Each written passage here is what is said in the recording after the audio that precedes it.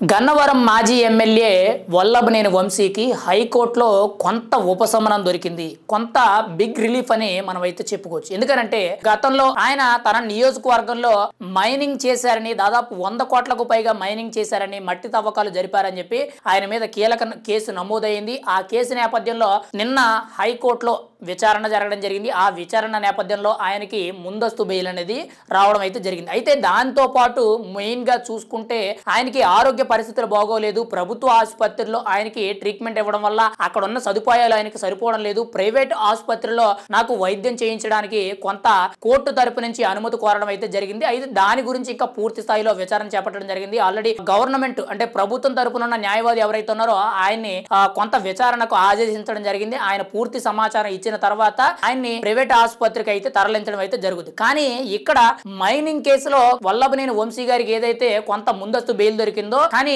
ఆయన బయటికి రావడానికి అవకాశం అయితే లేదు. ఎందుకంటే ఆయనకి మైనింగ్ కేసులో బెయిల్ వచ్చినా కానీ మిగిలిన వేరే కేసుల్లో అంటే ముఖ్యంగా బాపులపాడుకు చెందిన ఇళ్ల పట్టాల్లో దొంగ రిజిస్ట్రేషన్లు చేయించారు, దొంగ పట్టాలు ఇచ్చారని చెప్పి కొన్ని ఆరోపణలతో ఆయన మీద కేసులు అయితే నమోదైనవి. అయితే ఇప్పటికే కూడా ఆయన మీద చాలా కేసులు నమోదైనవి. ముఖ్యంగా టీడీపీ ఆఫీస్ దాడి కేసు ఒకటి ఉంది. అండ్ మెయిన్ గా ముదునూరి సత్యవర్ధన్ అనే వ్యక్తిని కిడ్నాప్ చేశాడు, దాని మీద దాడి చేశాడనే కేసు ఒకటి ఉంది. ఇప్పుడు మైనింగ్ కేసు ఒకటి ముందస్తు బెయిల్ రావడం జరిగింది. ఇప్పుడు ఇంకొక కేసు వచ్చేసరికి కీలకంగా చూసుకుంటే బాపులపాడు ఇళ్ల పట్టాలకు సంబంధించి దొంగ పట్టాలు జారీ చేశారు, దొంగ రిజిస్ట్రేషన్లు చేయించారని ఏదైతే ఆరోపణ ఉందో దాని మీద ఇంకా బెయిల్ అయితే రాలేదు. ప్రస్తుతానికి ఆయన ఇంకా రిమాండ్ లోనే ఉండడం జరిగింది. అంటే కొన్ని కేసుల వరకు ఆయనకు బెయిల్ వచ్చినా సరే ఆయన బయటికి రావడానికి అయితే లేదు. ఇంకా కొత్త కేసులు కూడా ఆయన మీద నమోదయ్యే అవకాశం అయితే కనబడుతుంది. గత 5 ఏళ్లు కూడా వైఎస్ఆర్సీపీ ప్రభుత్వ హయాంలో ఆయన టీడీపీలో గెలిచి తర్వాత వైఎస్ఆర్సీపీలోకి వెళ్లి ఆయన చేయని దారుణం అంటూ లేదు. ముఖ్యంగా నోటికి పని చెప్పారు, తర్వాత చేయికి పని చెప్పారు అని చెప్పి చాలా మంది కూడా ఆరోపించడం జరిగింది. అయితే కొన్ని కేసుల వరకు కూడా ప్రజెంట్ అయితే ఆయనకు బెయిల్ రావడం జరిగింది. ఇంకా విజయవాడ సబ్ జైల్లో ఆయన ఒక రిమాండ్ ఖైదీగా ఉండడం జరిగింది. ఇప్పటికే కూడా ఆయన అరెస్ట్ చేసి దాదాపుగా 2 నెలల సమయం అయితే దాటుతుంది. ఇప్పటికే కూడా ఆయన ఆరోగ్యం అనేది చాలా వరకు కూడా క్షీణించింది. అయితే ఒక రకంగా చెప్పాలంటే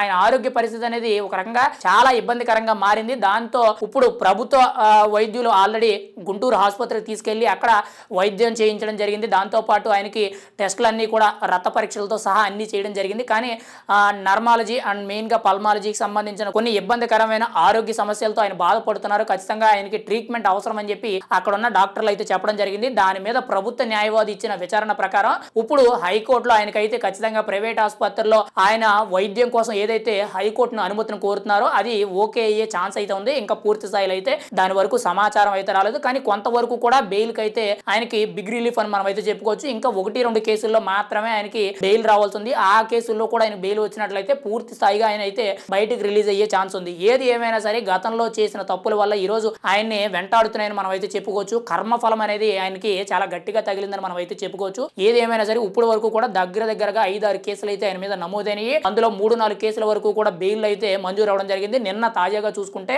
మైనింగ్ కేసుకు సంబంధించి అంటే 100 కోట్లకు రూపాయలు పైగా మట్టి తవ్వకాలు జరిపి ఇష్టానుసారంగా మైనింగ్ చేశారనే ఆరోపణలతో ఆయన మీద కేసు ఏదైతే ఉందో దాని మీద ముందస్తు బెయిల్ అనేది మంజూరు అయ్యింది. ఇంకా కొన్ని కేసులు అయితే ఉండడం జరిగింది. ముఖ్యంగా ఇళ్ల పట్టాలకు సంబంధించి దొంగ పట్టాలు జారీ చేశారనే కేసు అయితే ఇంకా ఉంది. ఇంకా కీలకమైన కేసులు నమోదయ్యే అవకాశం కూడా ఉంది. మరి వల్లభనేని వంశీ ఎప్పుడు జైలు నుంచి రిలీజ్ అవుతారనేది మనం అయితే ఎదురు చూడాలి.